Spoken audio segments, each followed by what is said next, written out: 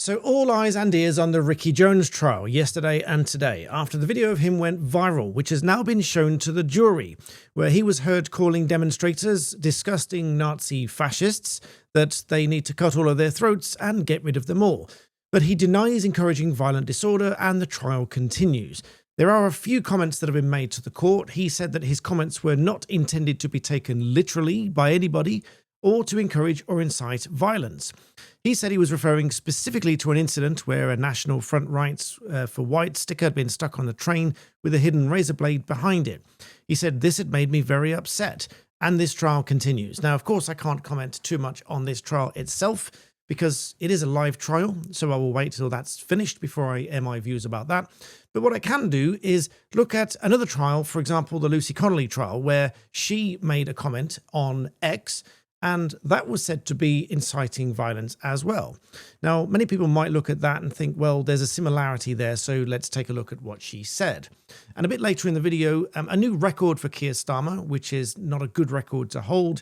And also, I think they are somewhat misleading the public with what they're talking about crime statistics, but again, more about that a little bit later. So let's go back to Lucy Connelly for a moment, because there was an important bit within this case where she was said to have signed, and I don't know why she signed it. Perhaps she was advised to sign it. Perhaps she really meant it. I don't know. But either way, she signed an endorsement, which inevitably has sealed her fate ever since.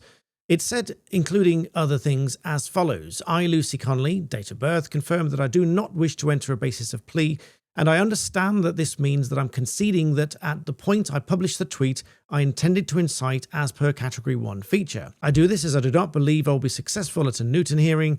A Newton hearing is like a mini trial within a trial. So if you're going to plead guilty to a different set of facts than what is alleged, then you can have a mini trial to see whether the court accepts your alternative version of facts, upon which to accept a guilty plea. And in this case, Lucy Connelly had apparently signed this endorsement to say that she did not believe that she will be successful at this Newton hearing and didn't want to risk credit, because if you're unsuccessful at that, then you might lose your credit for not pleading guilty.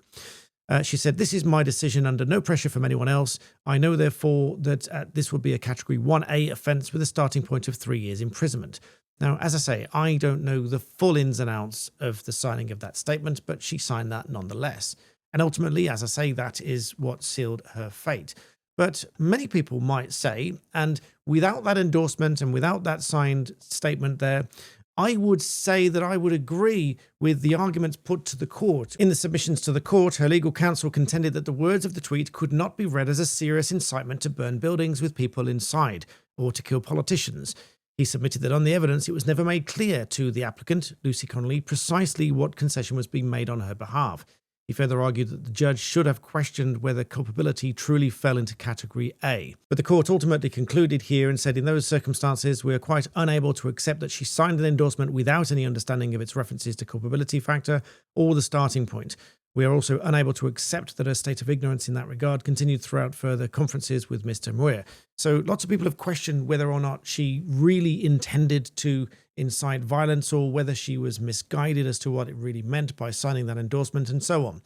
But on the face of it, you could probably agree that making a statement like that, most people would probably not absolutely intend for it to be taken literally. So coming back to the Ricky Jones case, that is what is being reported by BBC here as to what has been said to the court thus far. In a prepared statement submitted at the police station on his behalf, it said that his comments were not intended to be taken literally by anyone or to encourage or incite violence. The statement went on to say that the comments were made in the heat of the moment, that he was extremely sorry, and added that he was not invited to speak on the microphone until the last minute and had not planned or thought about what he was going to say in advance. So that's what's been said thus far, but now on to other matters. There is a new record for Keir Starmer, and that is that now more than 50,000 illegal migrants have crossed the Channel since Keir Starmer became Prime Minister. And together with the 474 illegal migrants that crossed the Channel yesterday in 8 boats, the highest number of people to arrive in one day since August, this now takes the total to over 50,000 illegal migrants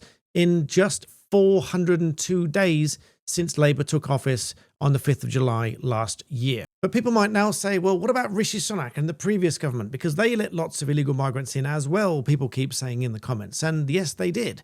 There were 36,000 in the first 402 days Rishi Sunak was in office. That's compared with the 50,000 So it's not too far away from double that of Rishi Sunak's first 402 days in office.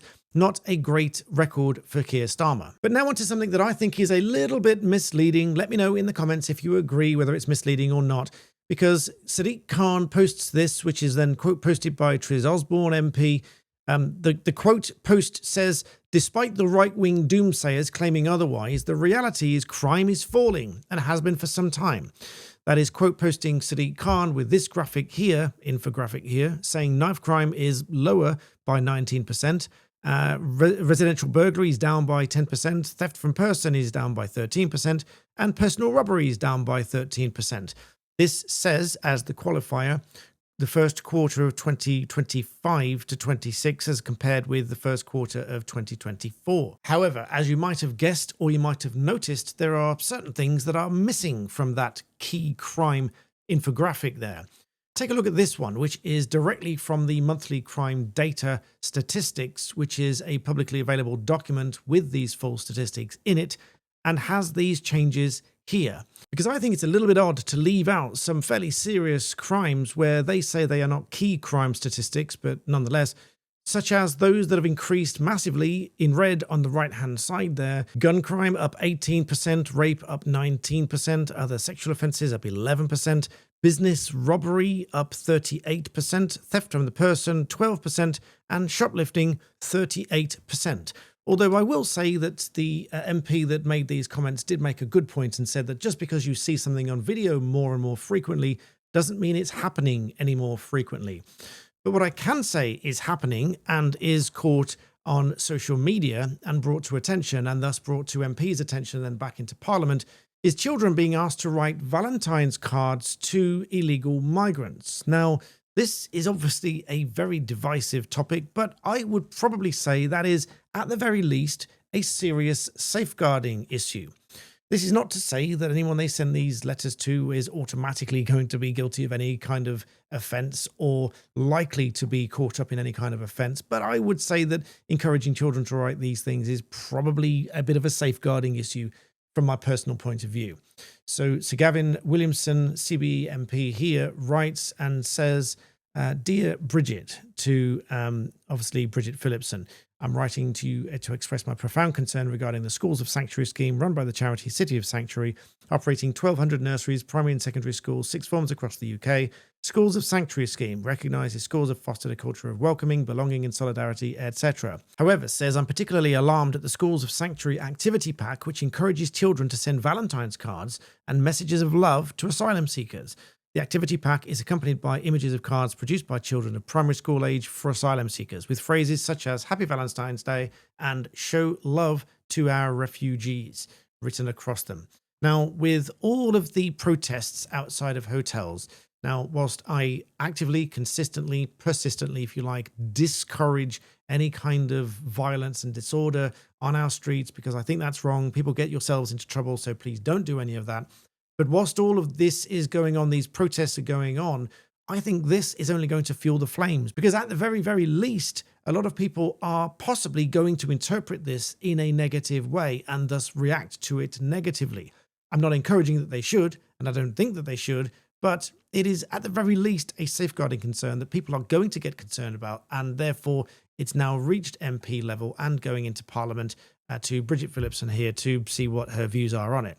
Now, as someone that has been involved in safeguarding in a number of different aspects, as a barrister, as a martial artist, and so on, I am very aware of safeguarding issues. There are a vast number of things to consider, a vast number of things that can go wrong, and I think this is, to put it mildly, somewhat misguided, and I would strongly urge them to reconsider. So there's a brief roundup. Please do like the video and hit that subscribe button below. About half of you still don't. Please do that. And as always, thank you for watching.